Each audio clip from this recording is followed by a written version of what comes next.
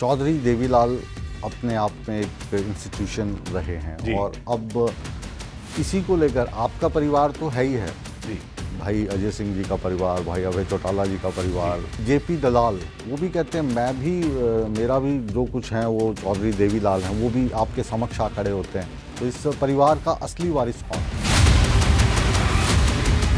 एक बयान मैंने आपका सुना अभी कुछ रोज़ पहले, भाई है और भाई भाई कभी भी लड़ सकते हैं और भाई भाई कभी भी एक भी हो सकते हैं। तो क्या कुछ ऐसा चल रहा है कि अभय सिंह चौटाला जी, अजय चौटाला जी एक हो जाएं? ये भाई और भाई की लड़ाई नहीं, ये नरम दल और गरम दल की लड़ाई है। नरम दल कौन सा है और गरम कौन सा? ये आप भी जानते हैं। नहीं, आप बताइए। आधी रात को मुझे और मेरे भाई को पहले पार्टी से निकाला, हमें गंदा खून तक कह दिया। अगर हमारा खून गंदा है फिर उनका खून कैसा है? अभी जो कॉलेज वाला इंसिडेंट हुआ, आप वहाँ पर गए, आरोप लगा कि यूनिवर्सिटी ऑडिटोरियम है, उसकी सारी कुर्सियाँ तोड़ दी गई। जो लोग स्टेज पे थे उन पर यह आरोप लगाया गया कि हमने पैरों से कुर्सियां तोड़ी। राजनीति तो ऐसी होगी जिसकी लाठी उसकी भैंस। महिला पुलिस वालियां रात को एडीजीपी लेवल का अधिकारी उनको यह कन्विंस करने में लगा रहा कि दिग्विजय चौटाला तुम्हारी वर्दी फाड़ रहा था या तुम्हें गलत तरीके से टच कर रहा था। वो तो कन्विंस नहीं हुई। चक्रव्यूह देखिए मुकेश राजपूत के साथ। नमस्कार, न्यूज़ 18 नेटवर्क के सभी दर्शकों का स्वागत है चक्रव्यूह में। चक्रव्यूह में आज हमारे साथ सवालों के घेरे में है जेजेपी के state youth president Digvijay Singh Chautala. बहुत बहुत स्वागत है आपका। नमस्कार सर। काफी अरसे के बाद, पहली बार नहीं, हाँ, अनेकों बार आया हूं। मैं वही कह रहा हूँ, आपके चक्रव्यूह के घेरे में। हाँ, लेकिन काफी अरसे के बाद आए हो, तो आज जो सवालों की बौछार है वो ज्यादा होने वाली है। रेडी हैं आप इसके लिए? बिल्कुल रेडी। हाँ। तो आपके सानिध्य में बहुत लंबे समय बाद आने का अवसर मिला है। हमारा सौभाग्य तो ये मेरा सौभाग्य है जी, हमारा सौभाग्य है। और दिग्विजय सिंह चौटाला को जब भी मैं सोचता हूँ दिलो दिमाग में, तो जो 1970 की अमिताभ बच्चन की जो फिल्में होती थी उसमें एक एंग्री यंग मैन होता था, तो एंग्री यंग मैन के तौर पे मैं आपको देखता हूँ। क्या सही है ये? नहीं, ऐसा नहीं है, मगर जब आप छात्र राजनीति में लंबा, मैंने सुना है कि आप भी रहे हैं, और छात्र राजनीति में जब व्यक्ति रहता है तो एक जेंटल एग्रेशन तो उसकी लाइफ में आ ही जाता है, but aggression has to be subtle. उसको एक कंट्रोल्ड एग्रेशन होना चाहिए, यानी अपनी बोलवाणी पर, अपने विचारों पर, अपनी सोच पर, अपने एक्शंस पर कंट्रोल के साथ अगर आपका एग्रेशन हो तो मैं उसको कोई गलत भी नहीं मानता। आप अभी युवाओं का नेतृत्व करते हैं और छात्र नेता के तौर पर हरियाणा में आप जाने जाते हैं जी। तो जो छात्रों को लेकर हरियाणा की सरकार इस वक्त काम कर रही है, रोजगार को लेकर जो बातचीत हो रही है, उससे आप कितना सहमत हैं? नहीं, मैं सहमत नहीं हूँ, और इसलिए सहमत नहीं हूँ कि एक धारणा जो लोगों के मन में थी आज वो कहीं ना कहीं सच होती नज़र आ रही है। आप यूनिवर्सिटी कॉलेजेस का दरवाज़ा प्रांगण में जब भी खोलोगे तो कहीं ना कहीं एक भगवाकरण और एक आरएसएस का जो एजेंडा है, एबीवीपी का जो एजेंडा है, और उसके साथ साथ विश्व हिंदू परिषद का जो एजेंडा है, यानी एजुकेशन को इन सब चीज़ों से दूर रखना चाहिए था, और भारतीय जनता पार्टी ने एजुकेशन के अंदर इन सब चीज़ों को सम्मिलित कर दिया। और मैं पिछले दिनों, हाँ, मैं बंसीलाल यूनिवर्सिटी जब गया था, नहीं, मैं आ रहा हूँ ना उस पर। और ये जो आप एजेंडा बता रहे हो, इस एजेंडे को तोड़ने के लिए आप झंडे और डंडे लेके पहुंच जाते हो वहाँ पे? नहीं, डंडे लेकर कभी नहीं पहुंचे, झंडे लेकर पहुंचना हमारा अधिकार है। चौधरी देवीलाल अपने आप में एक इंस्टीट्यूशन रहे हैं और अब इसी को लेकर आपका परिवार तो है ही है जी। भाई अजय सिंह जी का परिवार, भाई अभय चौटाला जी का परिवार, आपके दूसरे जो चाचा हैं रंजीत सिंह चौटाला, तो इसी को लेकर यहाँ तक कि जेपी दलाल, वो भी कहते हैं मैं भी मेरा भी जो कुछ है वो चौधरी देवीलाल हैं, वो भी आपके समक्ष आ खड़े होते हैं। तो इस परिवार का असली वारिस कौन?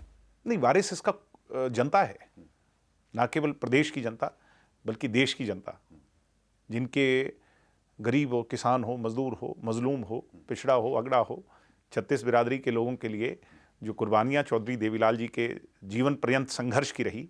1914 में उनका जन्म हुआ, 1928-29 में वो पहली बार साइमन गो बैक के नारे लगाते हुए जेल में गए जी। उसके बाद जब संपूर्ण आज़ादी की घोषणा महात्मा गांधी ने की तो वो मुल्तान की जेल में बंद थे, और उन्होंने झंडा फहराया था उस समय तभी आपने उनको इंस्टीट्यूशन कहा। उनके क्रांतिकारी और निर्णायक फैसले, सोशलिस्ट एजेंडे पर जो लिए गए फैसले जो थे, जैसे जच्चा बच्चा योजना, यानी गरीब की बेटी अगर सड़क पर काम कर रही उन्हें दिखी तो उन्होंने वहीं पर खड़े होकर के फैसला ले लिया कि गरीब की बेटी जब पेट से होगी तो वो काम नहीं करेगी, सरकार उसे धन देगी। बुजुर्ग आदमी के जब घर में परेशानी देखी तो चोई देवीलाल ने कहा कि मैं 100 का नोट दूंगा, इस बुजुर्ग को अपने 60 साल के बाद किसी की ओर जो है ना बाहें नहीं फैलानी पड़ेंगी। अगर उनके वारिस को एक व्यक्ति विशेष तक आप सीमित कर देंगे तो ये मेरी और आपकी बहुत बड़ी भूल होगी। एक पार्टी तक सीमित कर देंगे तो ये हमारी गलतफहमी होगी। चोई देवीलाल का वारिस तो आप भी हो, बिल्कुल इस प्रदेश की जनता है, इस देश की जनता है, और उनके उस एजेंडे पर चलने वाले करोड़ों लोग हैं। मैं उन सबको इसका वारिस मानता हूं, और वो किसी भी पार्टी में हो सकते हैं, वो भाजपा में भी हो सकते हैं, वो कांग्रेस में भी हो सकते हैं, वो जेजेपी में भी हो सकते हैं, वो किसी और पार्टी में। अब मुख्यतः देखें, हालांकि ये सवाल बार बार आपसे पूछा भी जाता है, तो जो चौधरी देवीलाल के मेन मुख्य वारिसों में से जो अभी सक्रिय हैं राजनीति में अच्छे तरीके से, आपके पिताजी हैं अभय चौटाला जी हैं, मेरे चाचा जी हैं, मेरे दादाजी हैं चोई रणजीत सिंह जी हैं। तो अभी जो हालात हाजरा चल रहा है हरियाणा की राजनीति को लेकर, तो एक बयान मैंने आपका सुना अभी कुछ रोज़ पहले कि भाई है और भाई भाई कभी भी लड़ सकते हैं और भाई भाई कभी भी एक भी हो सकते हैं। तो क्या कुछ ऐसा चल रहा है कि अभय सिंह चौटाला जी, अजय चौटाला जी एक हो जाएं? ये भाई और भाई की लड़ाई नहीं है, ये सिद्धांतों की लड़ाई है, ये नरम दल और गरम दल की लड़ाई है। अच्छा, ये वैचारिक लड़ाई है। नरम दल कौन सा है और गरम कौन सा? ये आप भी जानते हैं। नहीं आप बताइए। मुझे पता है आप जानते हैं। तो बता दो दीजिए। आप हंस रहे हैं और ये जो दर्शक देख रहे हैं ये सब भी जानते हैं। हाँ, नहीं मुझे तो ये वैचारिक लड़ाई है, मुझे दोनों बराबर वैचारिक तौर पर। हाँ, आज से नहीं है। इंडियन नेशनल लोकदल जब पार्टी के अंदर हम सब लोग शामिल थे, उस समय भी ये वैचारिक की लड़ाई थी। बहुत से लोग कह देते हैं कि इन लोगों ने पार्टी के विघटन किया, पार्टी को छोड़ करके चले गए। मैं उन लोगों को याद दिलाना चाहता हूं, और बहुत से लोग ऐसे हैं मुकेश जी जो उस समय इनेलो में थे ही नहीं, वो लोग भी हम पर सवाल उठाते हैं। 2013 के बाद एक इंडियन नेशनल लोकदल पार्टी के अंदर ऐसा माहौल बना लिया गया जिसमें सबको दबाया गया, डराया गया। एक मीटिंग हुई थी गुड़गांव के अंदर, और अगर मेरी इस बात से वो लोग वाकिफ होंगे जो लोग उस समय पार्टी में शामिल थे, उस समय दुष्यंत चौटाला और चरणजीत सिंह रोड़ी 2 ही सांसद थे, और पार्टी के एरे गहरे लोगों को भी बुलवा दिया गया मंच से, और लोगों ने खड़े होकर के वहां प्रोटेस्ट शुरू कर दिया कि दुष्यंत चौटाला हमारा सांसद है और सांसद पार्लियामेंट्री बोर्ड का हेड कर रहा है, उसको आपने कैसे उसको बोलने का अवसर नहीं दिया। तो लोगों को वहां धमका दिया गया, डरा दिया गया। तो उसके बाद ऐसे अनेकों हजारों ऐसे इंसिडेंट हैं जिसके अंदर दबाने की कोशिश, सप्रेस करने की। वो कहते हैं ना कि स्प्रिंग को जितना दबाओगे, जब उसे अवसर मिलेगा तो वो उतना ही ऊंचा जाएगा। तो ऐसा ही हुआ कि जब लोगों को यह महसूस होने लगा कि अब दम घुट रहा है, तो लोगों ने अपनी आवाज को डेमोक्रेटिक तौर पर उठाना शुरू कर दिया। ये उन्हें पसंद नहीं आया और आधी रात को पार्टी से निकालने का काम इन लोगों ने किया। फिर ये लोग आज ये कहते हैं, क्योंकि वो लंबा अरसा हो गया, लोगों की मेमोरी भी शॉर्ट है, अब ये कहते हैं कि हम लोग पार्टी छोड़ करके चले गए। जो पार्टी को लीड कर रहे हैं लोग, वो आज के दिन भी हमारे पर ये ब्लेम लगाते हैं कि हम पार्टी को छोड़ करके चले गए, जबकि बेवजह आधी रात को मुझे और मेरे भाई को पहले पार्टी से निकाला। और मेरे पिता उस समय 10 साल की सजा काट रहे थे तिहाड़ जेल में, और किसके साथ काट रहे थे? जो उस समय इंडियन नेशनल लोकदल के नेशनल प्रेसिडेंट चोई ओम प्रकाश चौटाला अपने पिता के साथ काट रहे थे।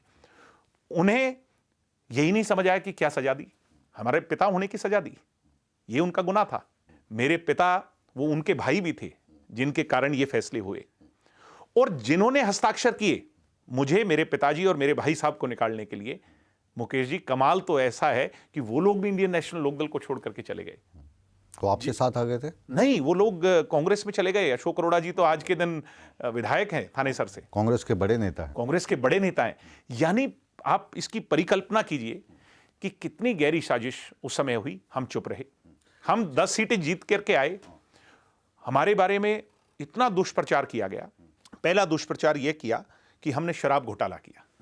दूसरा जो है ना दुष्प्रचार यह किया गया कि हमने धान घोटाला किया।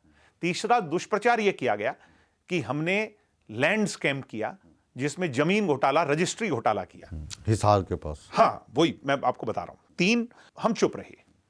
फिर इन्हीं में से इंडियन नेशनल लोकदल के लोग इतने फ्रस्ट्रेट हो गए कि हमें गंदा खून तक कह दिया, हम चुप रहे। उसके बाद यह तक कहा कि हम चोई ओम प्रकाश चौटाला की तस्वीर नहीं लगा सकते, और हमें जूता दिखा करके डराया गया, हम चुप रहे। पता नहीं क्या क्या कहा गया। दुष्यंत चौटाला को विधानसभा में उठ करके गुंडा लुटेरा कहा गया। दुष्यंत चौटाला पारिवारिक सम्मान के तौर पर चुप रहे। तो उन लोगों ने हमारे कार्यकर्ताओं को यह कह दिया कि जेजेपी और अजय सिंह चौटाला का नाम अगर अपने साथ कोई लगा ले तो उनमें तो घर की बेटी भी उनके कोई बयान नहीं जाएगी।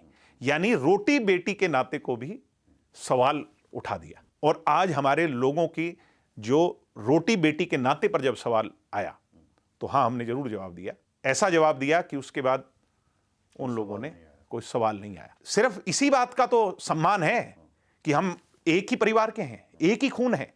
अगर हमारा खून गंदा है तो मैं सवाल के तौर पर उन लोगों से आज आपके शो से ही पूछना चाहता हूं, फिर उनका खून कैसा है? एक व्यक्ति ने, जो मेरा भाई है, मेरा रिश्तेदार है, उनकी पार्टी में है, करण अर्जुन नहीं, कोई और तीसरा है, मैं नाम नहीं लूंगा, बहुत बड़ा बन जाता है कई बार व्यक्ति का नाम अगर ले दिया जाए। उसने ये कहा कि अजय सिंह चौटाला के घर में तो बेटों का नहीं, बेटियों का जन्म होना चाहिए था, क्योंकि बेटे जो होते हैं वो ननिहाल का खून होते हैं और बेटियां जो होती हैं वो दादे का खून होती हैं। तो उनके लिए फिर क्या, फिर ये चीज उन पे भी लागू होती होगी?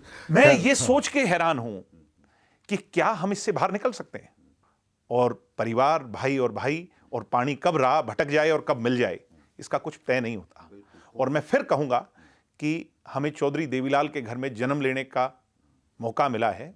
हमें उनके सम्मान को, अपनी एथिकल और मोरल वैल्यूज को गिराना नहीं है, हमने उसको ऊंचा करना है, उनके नाम को, उनकी पगड़ी की शान को ऊंचा करना है।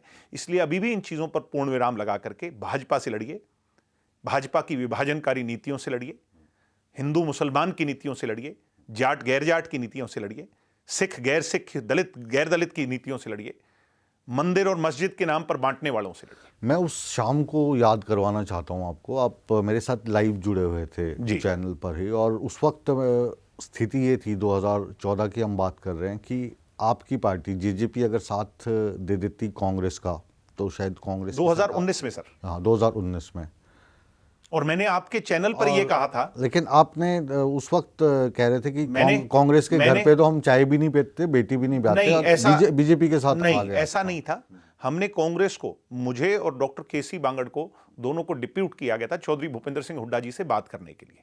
हमने चौधरी भूपेंद्र हुड्डा जी से बात की, 4 दफे टेलीफोनिकली बातचीत हुई, और वो रिकॉर्ड्स भी मैंने प्रस्तुत किए हैं गुड़गांव में एक प्रेस कॉन्फ्रेंस कर करके।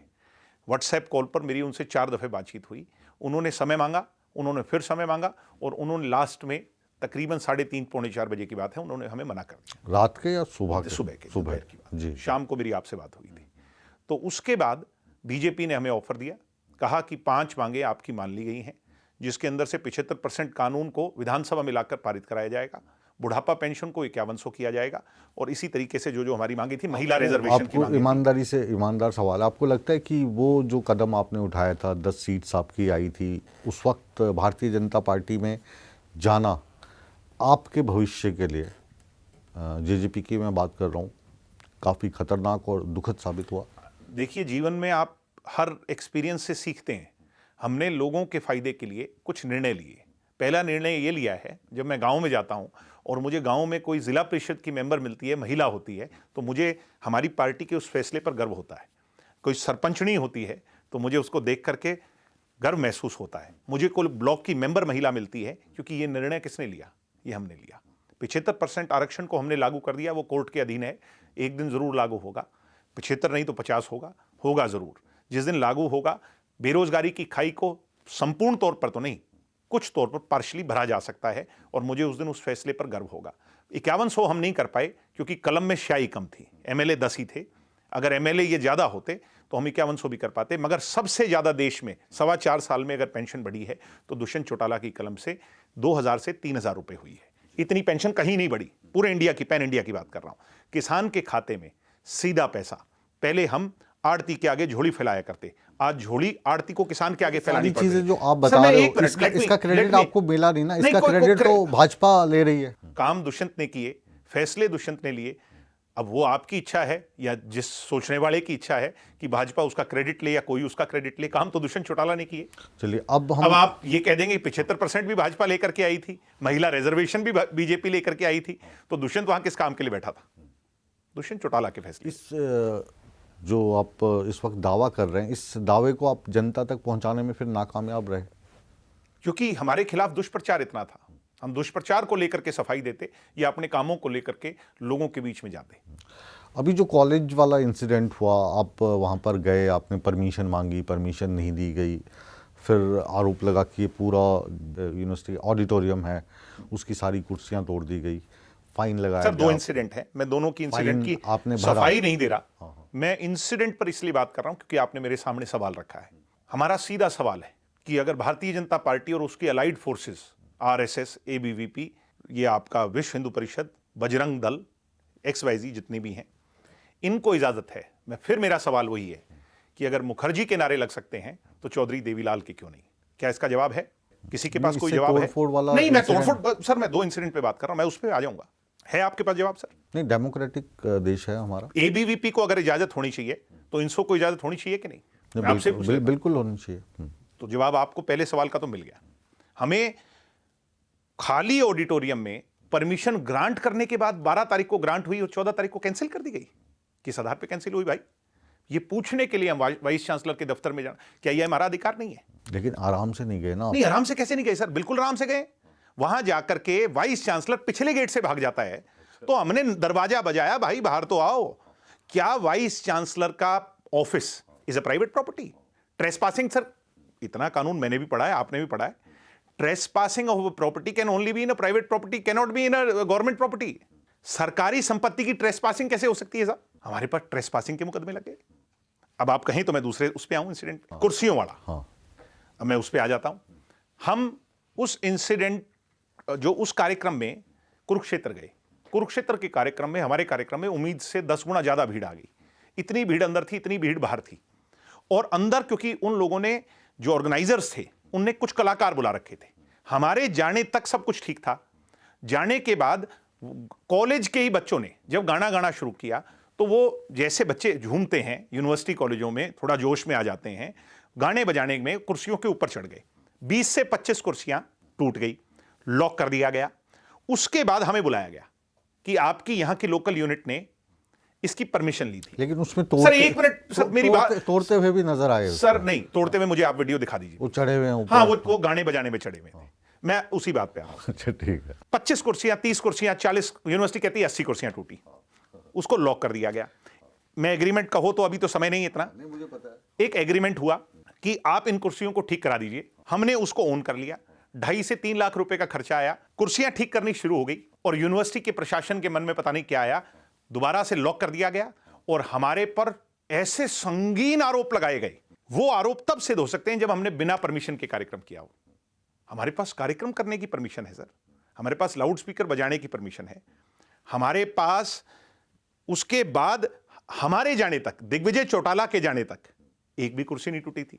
मेरे पर आरोप लगाया गया सर कि मैंने और मेरे गिने चुने जो लोग स्टेज पे थे उन पर यह आरोप लगाया गया कि हमने पैरों से कुर्सियां तोड़ी। क्या यह जायज है सर? फिर ट्रेसपासिंग की कानून पे आ जाता हूं। अगर परमिशन थी तो सर ट्रेसपासिंग कैसे थी? ट्रेसपासिंग की धारा किस आधार पे लगाई? सर मुझे कम से कम जवाब तो दे दे सरकार। मैं पुलिस वालों के पास थाने में गया, कोई जवाब नहीं है सर, ऊपर से दबाव है सर। आपने कभी एक्यूप्रेशर करवाया है सर? अगर जरूरत पड़ेगी कभी करवाओगे तो कुछ पॉइंट ऐसे हैं जिनमें दर्द ज्यादा होता है, कुछ कम दर्द करते हैं। हरियाणवी में कहूं, ये इन वाला पॉइंट, जो यूनिवर्सिटी वाला पॉइंट है ना सर, ये इनका ज्यादा दुख है क्योंकि ये आरएसएस के कंट्रोल में है सर। आपको भी पता है और मुझे भी पता है, ये टोटल आरएसएस चलाती है, आरएसएस अपॉइंटमेंट करती है।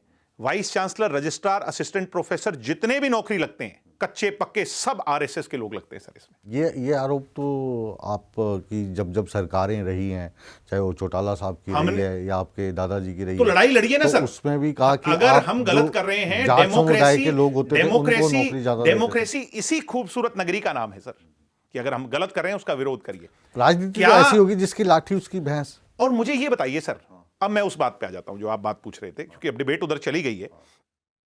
ये हिसार का इंसिडेंट हुआ, जब हमने दरवाजे खोलने की कोशिश की तो 2 गमले टूटे। 2 गमले किसने तोड़े? पुलिस वालों ने, कोणी लगी उनकी, जब धक्का मुक्की हो रही थी तो उनकी कोणी लगने से वो टूट गए। एक भी लड़की वहां मौजूद नहीं थी, एक भी लड़की। तो वुमेन पुलिस हमारे आगे आकर क्या कर रही थी सर? ये कौन सा कानून है, आप मुझे समझा दीजिए। महिला पुलिस वालियां, रात को एडीजीपी लेवल का अधिकारी उनको यह कन्विंस करने में लगा रहा कि दिग्विजय चौटाला तुम्हारी वर्दी फाड़ रहा था या तुम्हें गलत तरीके से टच कर रहा था। वो तो कन्विंस नहीं हुई। मुझे दुख इस बात का नहीं है सर कि बीजेपी क्या कर रही है, मुझे दुख इस बात का है कि किस तरह तक ये बीजेपी गिर जाएगी। मैं जब सर वहां से निकला हूं यूनिवर्सिटी से, ये कह के निकला हूं, एसपी साहब अगर हमारा कोई दोष है तो मैं आपके पास अभी इन बच्चों को लेके आ जाता हूं, मुकदमे दर्ज करने हैं तो मुंह पे कर देना सर, पीठ पे वार मत करना, हम भगोड़े नहीं है। नहीं नहीं दिग्विजय जी आप जाइए, कुछ भी नहीं है। आधी रात को सर गन पॉइंट पे बच्चों को उठाते हैं, बूढ़े मां बाप के सामने बिना कपड़ों के, उनको नाइट सूट भी उनके उतरवा करके गाड़ियों में बिठाते हैं। सर क्या दिखाने की कोशिश कर रहे हो? एक दलित के घर में बेटी सो रही है, उसके गले पे पैर रखते हैं। ऐसा हुआ, ऑन रिकॉर्ड है सर, ये तो सारा कमीशन में चला गया मामला। मैंने सुबह से लेकर 5 कॉल्स की एसपी साहब को, एसपी साहब ने कहा आइए अपनी गिरफ्तारी दीजिए। मुझे गिरफ्तार क्यों नहीं किया साहब?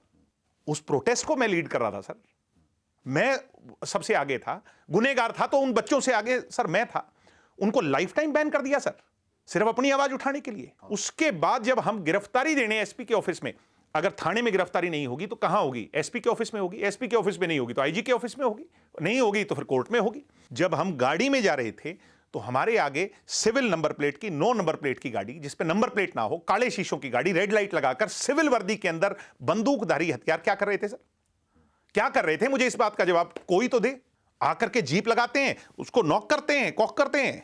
ये दिखाना चाहते हैं सर, डराना चाहते हैं।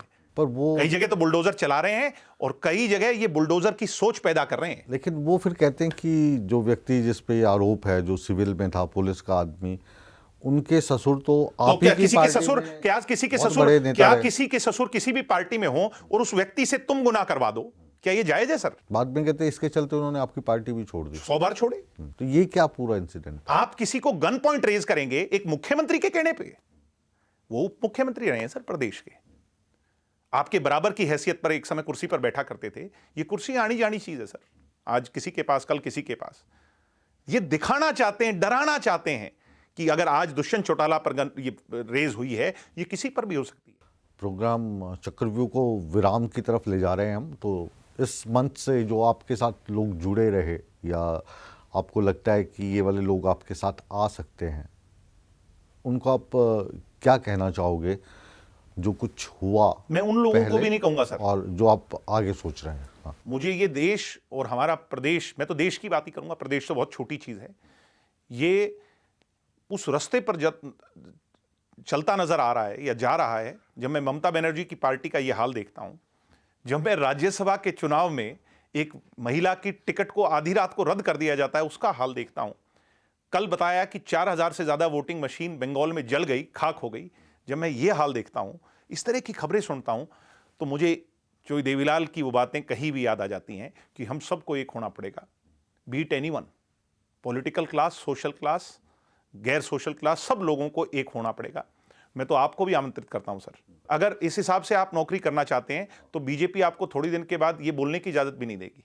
मेरी बात आपको कड़वी जरूर लगेगी। नहीं, आपने ये मेरे इंटरव्यूज में देखा होगा, कहीं पे उसका कोई असर नहीं रहता। मैं आपको एक पैन इंडिया एक ऐसे उसकी बात कर रहा हूं जिसमें मुकेश राजपूत जी किसी और व्यक्ति से अन्य नहीं, वो सबको एक नजर से देखते हैं सर।